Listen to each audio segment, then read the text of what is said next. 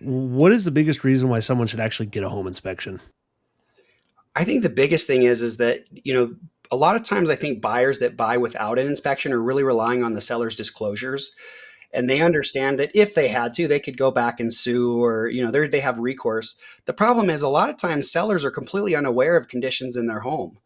I just did one this morning where I am about 99% certain this family had no idea their sewer line is completely underwater for like 15 feet. Ooh. If you flush stuff down there and it's only a couple people living in a house, that belly and that standing water could continue to flow. So there's an argument that they could make this, that they had no idea. So that's something that by doing an inspection and doing the sewer scope, we were able to figure out for this client. So the biggest thing is you become an informed buyer versus going into it not knowing some of those things. Now, in all fairness, an inspection is, it's never perfect. There's things we can't see behind walls, and we have times where flippers will go in and they'll do a bunch of weird stuff and cover it with drywall, and there's really not any way for us to see that stuff. Yep. But most of the other things that are visible, we're going to dig into it and figure out what's going on. Yeah, yeah. So when you do a full home inspection, like the quick rundown of what it is that you should be checking for, right? And then what are kind of the optionals in your opinion being here in Colorado? So the big thing is I always talk about like the big five. So you've got your foundation, you've got your HVAC, roof, plumbing, and electric. So if those are the big things, if you have any issues with those, I mean, you can have some small stuff where, maybe you have an outlet that's not working right, or something that'd be an easy fix potentially. Or you have all the way to like a panel problem where you have like a safety recall panel or something where it needs to be replaced. So there's still some severity in there, but we really want to check the big things like that. And then a good inspection is also going to include windows and doors and all of the other things inside the home. Um, I think the biggest thing is I'm a veteran and I work with a lot of military buyers, and a lot of times they're not even here. So they really rely on my report to get an idea of just the general condition of the home as well. So I try to put a lot of pictures in the reports and enough description that they understand the conditions that they're going to get, because in some cases they've never even seen the house. They do it with a video tour with an agent. Their unit sends them here with their rucksack and they move into the house. So it's kind of on me to help them understand what's going on there.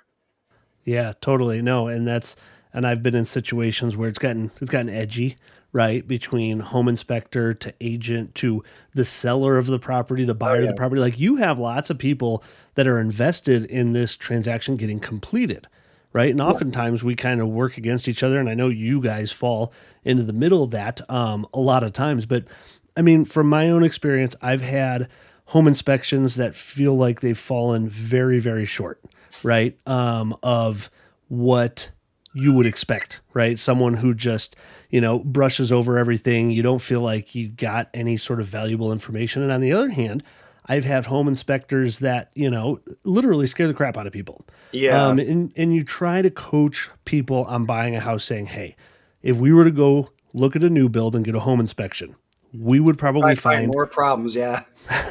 than a 60-year-old home. Like that's very Yeah. positive. It's their job to find things that are wrong, right? And it's Yeah. going to be a 72-page report, even if everything's fine. Be Yeah. prepared for that. So, how do you balance that not doing enough versus almost overdoing it and scaring people? Is that just an individual basis? Is that on any software technology that you rely on? Like, how do you get coach people through that balance? So that's a really good question, because I think that's a big piece of what will either make or break an inspector is knowing where that line is. My philosophy is if I don't note something and a buyer moves into a home, they're going to think I missed it. So I don't want to not point stuff out. But what we have to do is we have to understand, based on criteria, it's defect criteria is how I look at it. There's a pass fail on some things, and there's sort of a spec range on other things. But once we identify a defect, the next thing to understand is what's the severity of that defect. It's like if you have some scratches on the wall or there's nail holes where they hung some pictures, the severity of that defect is not anywhere near hail damage on your roof. So we've got to make sure that we're very clear about that kind of stuff. I think part of it is how you present it. So there's homes that I go to and it's got foundation problems, the roof has got hail, there's mold in the attic, and there's just a lot of stuff. And in those situations, the way I look at it is it's not the inspector scaring the buyer. It's really the home has a lot of bad, scary stuff in it. And in those situations, there's just sometimes not much we can do. However, when it's a typical home, because that's not typical, usually those are the homes the investors are looking for. But in a typical home, what I like to do is something that a lot of inspection companies and the training tells them not to do. So I always encourage people to come to the beginning of the inspection and go through the inspection with me, because if you wait till the end and I give you this list, sometimes that list sounds longer than it is. If we go through the house together, when I see little caulking areas that need to be done and minor stuff like that, I can show the buyer, this is what I'm seeing, but it's okay because here's how you take care of it. And I can help them understand the maintenance stuff, because that's really what you're talking about, is what's this big stuff versus the maintenance stuff. And then when we get to the end of the inspection and I say, okay, we've gotten through everything, and now we've got these, really what you need to focus on are these 2 or 3 kind of bigger things. It helps them understand. The other piece that we do that I think helps is when you do the report, if you put every single thing in the summary page of that report, it's going to look like it's overwhelming. But you don't need to put that the shower head leaks in the summary. It's just a handyman needs to just tighten it up or maybe put some more Teflon tape.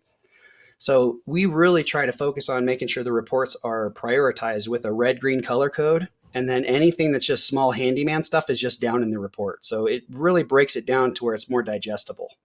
Yeah. Okay.